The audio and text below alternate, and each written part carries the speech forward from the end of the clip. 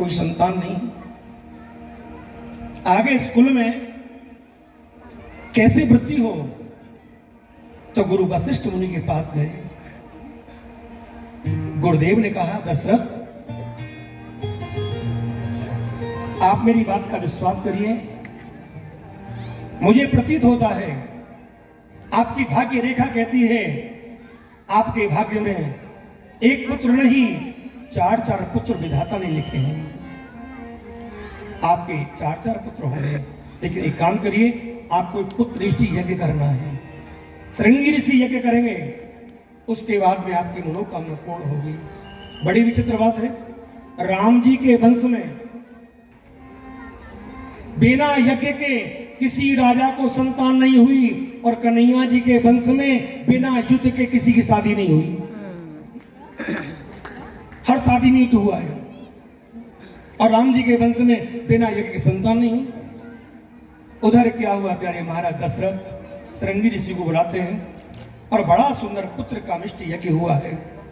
भगवान यज्ञ नारायण प्रसन्न हुए, और प्रसन्न होकर के यज्ञ भगवान आज आशीर्वाद के रूप में खीर का प्रसाद वशिष्ठ मुनि को देते हैं।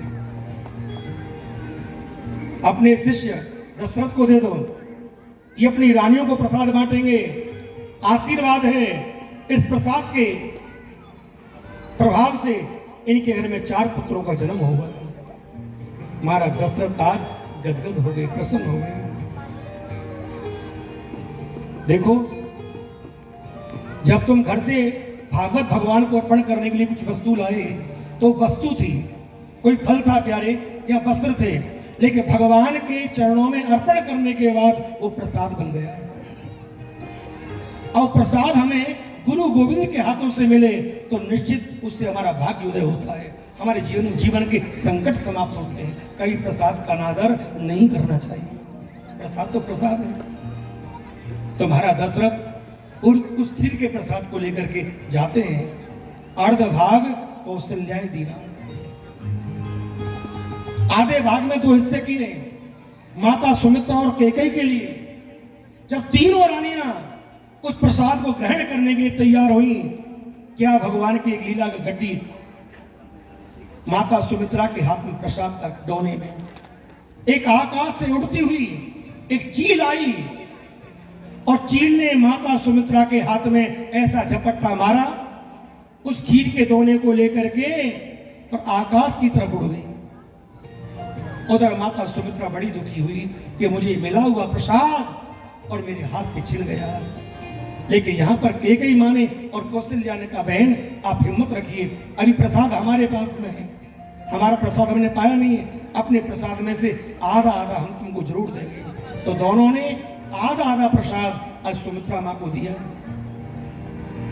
लेकिन सुमित्रा माँ ने कहा, बहन कैकेयी और बहन कौशल्या, तुम्हारे त्याग से, तुम्हारे प्रेम से मैं प्रसन्न होकर के तुम्हें वरदान देती हूँ। अगर विधाता मेरे गर्भ से मुझे 2 संतान प्राप्त कराते हैं, तो एक संतान बहन कैकेयी तुम्हारे पुत्र की सेवा में छोड़ूंगी, एक संतान बहन कौशल्या तुम्हारे पुत्र की सेवा में छोड़ूंगी। ये सुमित्रा ने वचन दिया।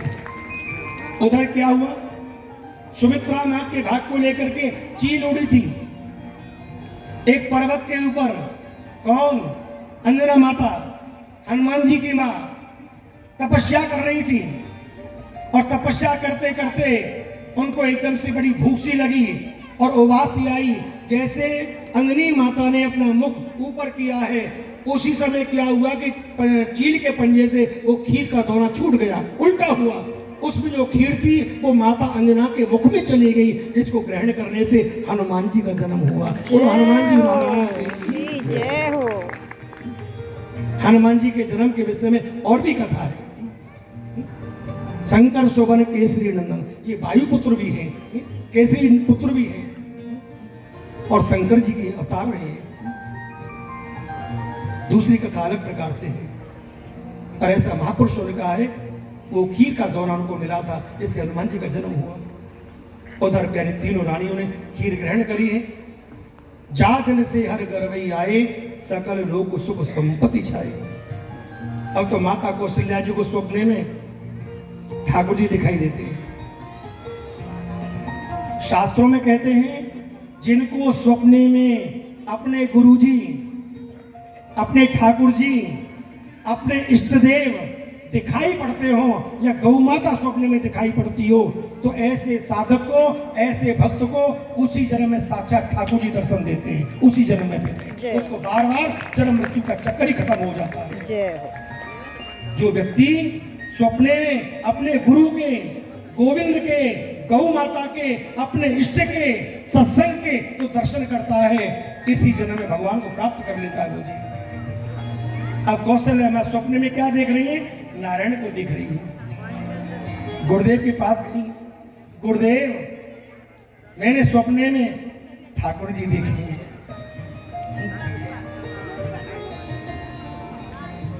गुरुदेव ने कहा, पुत्री कौशल्या, अब मुझे प्रतीत होता है अवधपुरी के अंतर्गत में साक्षात श्री हरि नारायण प्रकट होने वाले हैं, अब जाओ। महाराज दशरथ को आदेश दिया, अवधपुरी को सजाओ।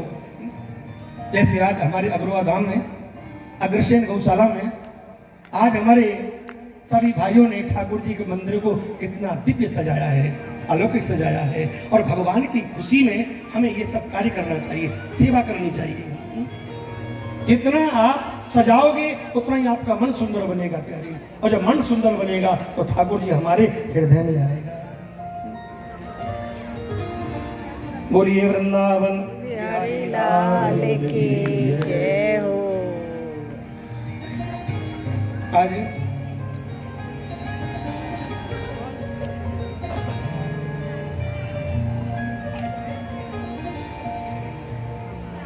दशरथ जी ने पूरे अवधपुरी को सजवाया है। इधर भगवान नारायण, चैत्र मास है, नौमी तिथि है, अभिजित नक्षत्र है, मध्याह्न के ठीक 12 बजे हैं। माता कौशल्या जी के महलों में और भगवान श्री हरि नारायण चतुर्भुज रूप में प्रकट हो जाते। बोले नारायण भगवान की जय।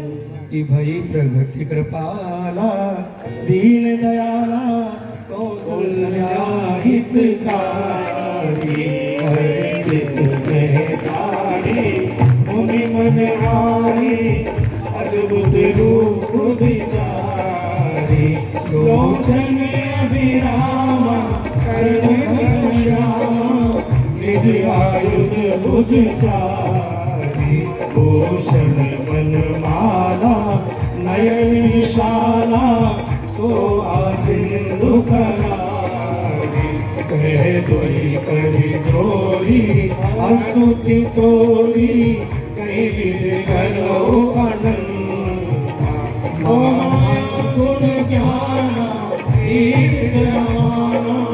वेद पुराण बनल, करुणा सुख सागर, सर्वगुण आगर, जय गावै सुत संता, सो मम हित लागी, जन अनुरागी, भयो प्रगट सीतन, ओ ब्रह्मांड ने गाया, मिलाया, रोम रोम प्रति वेद कहे, मन गुरु सोवासी, ये उपहासी, सुरत वीर मत फिर नरे, ओ उपजा जब ज्ञाना, प्रभु मुस्काना, चरित बहुत विद की जय, ओ कहीं कथा सुहाई, मात उजाई, जय प्रकार सुख माता पुण्य बोली, सोमति डोली, तजो तात यह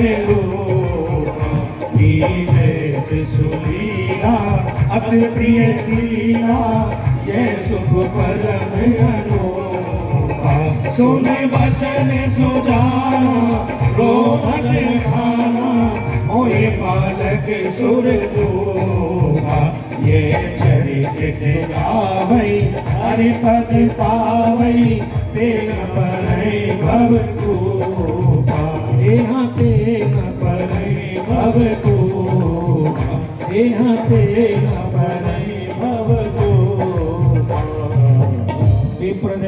सुर संत हित लीन मनुज अवतार निज इच्छा निर्मित तनु माया गुण महारानी कौशल्या जी के महलों में भगवान कैसे प्रकट हुए?